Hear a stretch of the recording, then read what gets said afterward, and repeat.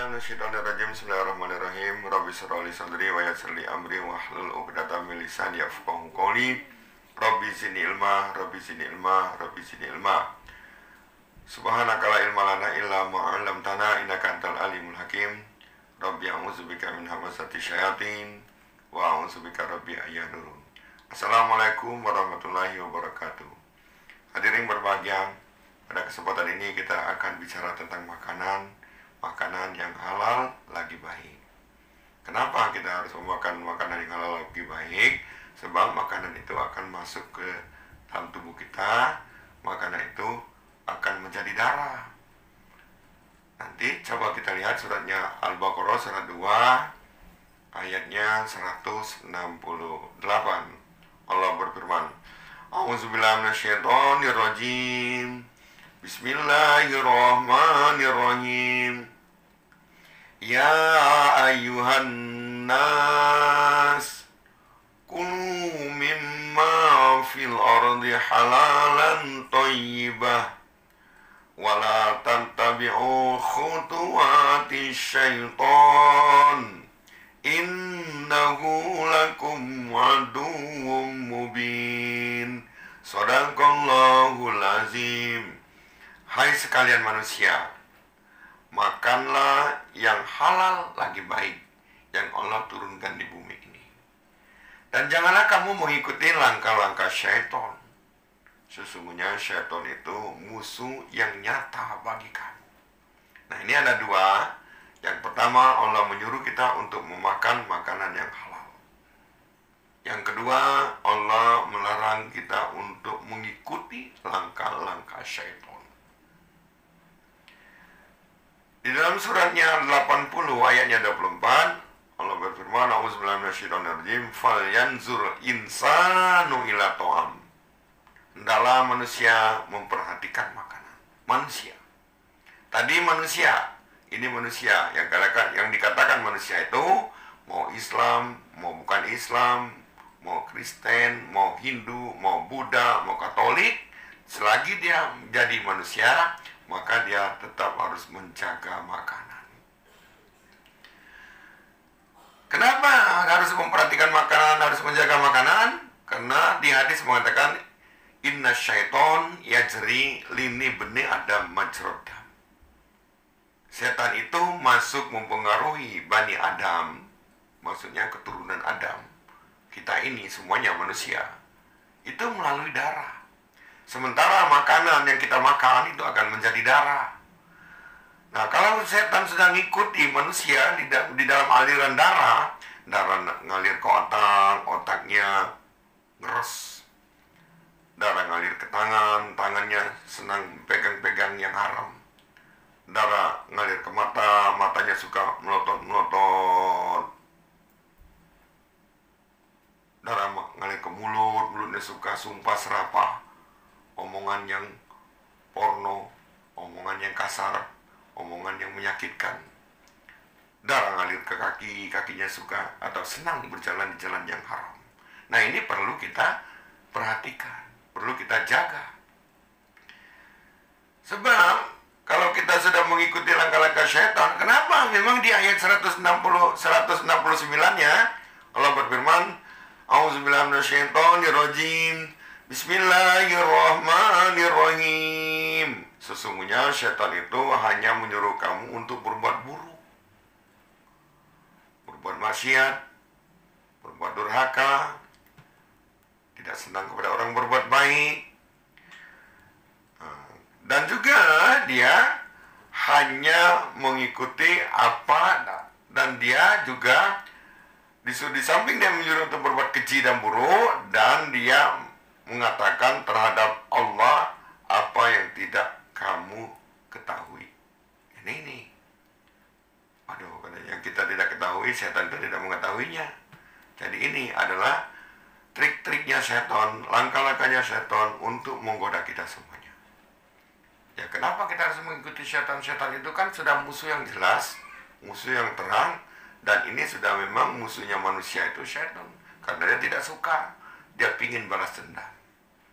Oleh karena itu kalau kita menjaga makanan, kita perhatikan, coba saja 173-nya, Sebelum kita cerita zatnya, bagaimana caranya kita supaya mendapatkan makanan yang halal thayyiban itu? Yang pertama prosesnya itu pertama. Pertama itu kita harus mendapatkannya halal. Hasil bekerja, hasil petani, untung dagang, untung bisnis, atau dapat hadiah, itu halal dapatnya.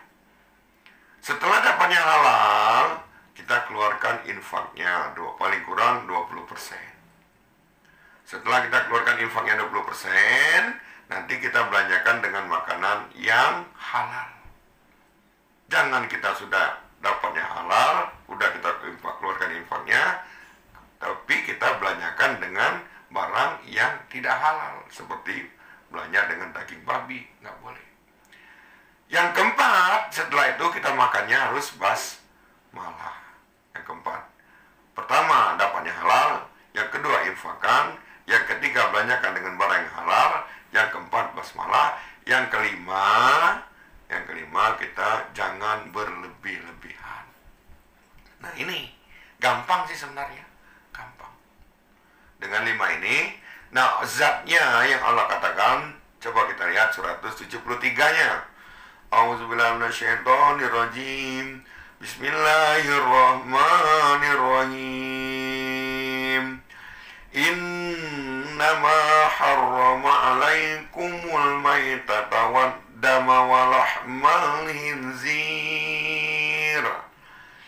wa ma uhilla bihi li ghairillah faman ittara ghaira baghin wala 'adin fala itsma 'alaihi innallaha ghafurur rahim. Kata Allah, sesungguhnya Allah hanya mengharamkan yang pertama adalah bangkai, yang kedua darah, yang ketiga daging babi, yang keempat binatang-binatang yang disembelih menyebut nama selain nama Allah. Nah, jadi itu ada 4 ini. Cuma 4 zatnya yang sudah betul-betul yang haram. Yang jelas bangkai itu hewan yang tidak sempat menyembelihnya, dia mati, nah itu tidak boleh dimakan. Darah itu darah yang mengalir seperti kita memotong sapi, kan ada keluar darahnya, itu ditampung, nah itu kayak hati itu jangan, itu haram. Daging babi haram, bangkai haram, darah haram, dan hewan binatang yang disembelih tanpa menyebut nama Allah juga itu haram. Nah, bagaimana kalau kita terpaksa kita di hutan? Ini ada solusinya. Kalau kita mungkin di dalam perjalanan atau di hutan tidak ada makanan lain lagi. Kalau tidak ada makanan lain lagi, kita boleh memakannya asal jangan berlebih-lebihan. Daripada kita mati, mau makan apa saja tidak ada, makan boleh, tapi jangan berlebih-lebihan, dan juga jangan bawa pulang. Nah, itu boleh. Kalau sudah di rumah, sudah haram lagi. Kemudian, kalau kita itu menjaga makanan, kita waspada, hati-hati. Makanya kita tuh orang tuh kadang-kadang yang susah diajak sholat, susah diajak berbuat baik, susah diajak sedekah, susah diajak ngaji. Itu kadang-kadang pengaruhnya syaitan. Syaitannya sudah bertumpuk-tumpuk, ring 1, ring 2, ring 3 barangkali ada yang mempengaruhi dia supaya jangan untuk ibadah. Karena banyak syaitan. Saya teringat pada sejarah atau ada sejarah seorang pemuda yang sangat ganteng, pemuda yang sangat tampan, pinter, berilmu lagi, hebat dah. Siapa itu pemudanya? Pemudanya nanti kita ceritakan. Tapi pemuda ini dia sudah berilmu, tapi dia ingin menambah ilmunya. Dia mengembara, mencari ilmu, dia melewati satu hutan, keluar hutan, kemudian ketemulah dengan sungai. Karena dia melihat berhenti istirahat di sungai itu, di pinggir sungai itu, dia dalam keadaan lapar, haus, lewatlah, hanyutlah satu buah apel.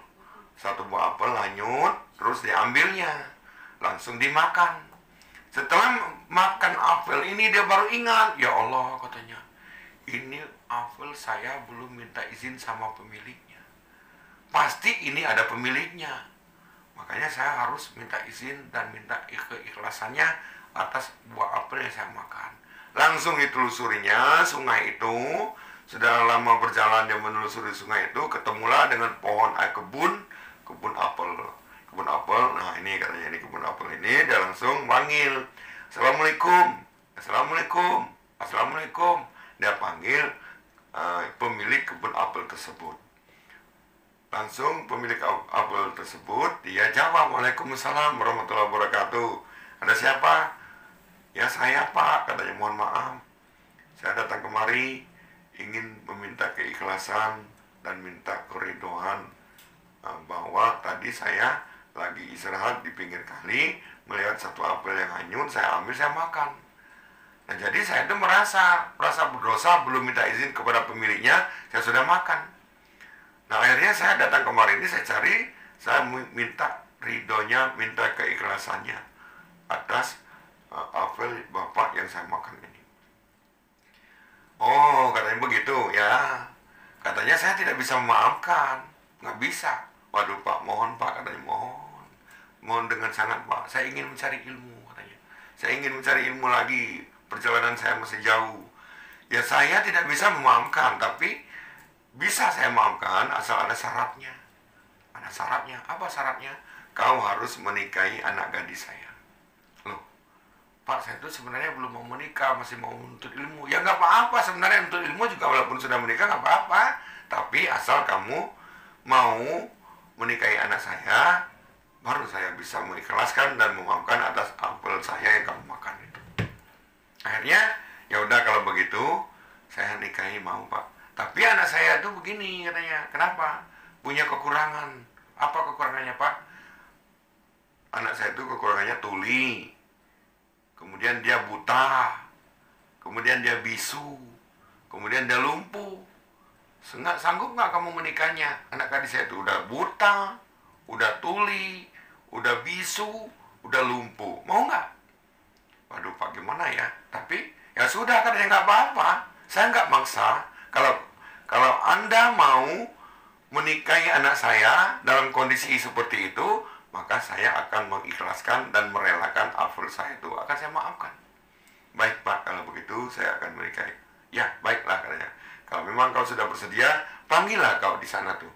Tuh di pondok yang satu itu, di kamar nomor sekian, panggillah di sana. Baik Pak katanya. Setelah dipanggil, di sana dia datanglah menuju ke pondok satu ya. Kemudian dia menuju ke kamar yang nomor yang dituju oleh Bapak tadi, langsung dipanggil. Dia mengucapkan Assalamualaikum. Nah anaknya ini ternyata jawab, Waalaikumsalam warahmatullahi wabarakatuh. Ada siapa? Nah langsung dia bilang, Pak, katanya, Pak, ini bukan anak Bapak. Loh, betul katanya, itu anak saya. Nah tadi kata Bapak anak Bapaknya bisu, ini kok dia bisa ngomong, bisa jawab, bisa menjawab salam saya. Iya betul katanya. Sekarang saya akan ceritakan. Anak saya ini bisu, tapi dia bisunya bukan dia nggak bisa bicara. Dia bisu tidak bisa bicara dengan bicara-bicara yang tidak berfaedah. Dia tidak bisa ngomong kalau tidak qaulan sakila atau qaulan syadida. Tuh bisu. Buta dia buta melihat yang porno-porno. Dia tuh tidak bisa melihat yang maksiat. Dia kalau yang baik-baik dia bisa melihat. Kemudian tuli juga dia tidak bisa mendengar ucapan-ucapan yang tidak baik. Dia bisa mendengar ucapan-ucapan yang baik. Kemudian dia lumpuh itu tidak bisa berjalan di jalan-jalan yang maksiat, berjalan tidak baik. Dia bisa berjalan di tempat yang baik. Kalau ngaji dia bisa, ke majelis taklim juga dia bisa, bersilaturahim juga dia bisa. Di mana-mana asal itu untuk kebaikan, dia semuanya bisa. Nah inilah diceritakan bahwa ternyata pemuda ini dia mendapatkan, karena dia selalu menjaga makanan, dia saking takut sekali dengan memakan bukan hak dia, sampai sebegitunya dia makan apel yang lewat dari kali itu saja, dia harus minta maaf. Nah ini adalah satu cerita bahwa orang yang selalu menjaga makanan. Tapi kalau kita di kampung kita ini biasanya ngambil tanaman orang, ngambil apa saja di kebun orang diambil. Ya itu bukan di kebun kita, bukan di tempat lain, Karena di sini mah semuanya baik-baik semuanya. Nah, inilah orang, contoh bagi orang yang sudah menjaga makanan. Ternyata ini adalah bapaknya Imam Syafi'i. Bapaknya Imam Syafi'i. Makanya dia melahirkan anaknya yang namanya dijadi Imam Syafi'i itu. Mudah-mudahan dengan pengajian kita yang singkat ini dapat kita pahami, dapat kita hayati, dapat kita amalkan di dalam kehidupan kita sehari-hari. Jangan lupa subscribe, like, and share, comment. Sekian, terima kasih. Wassalamualaikum warahmatullahi wabarakatuh.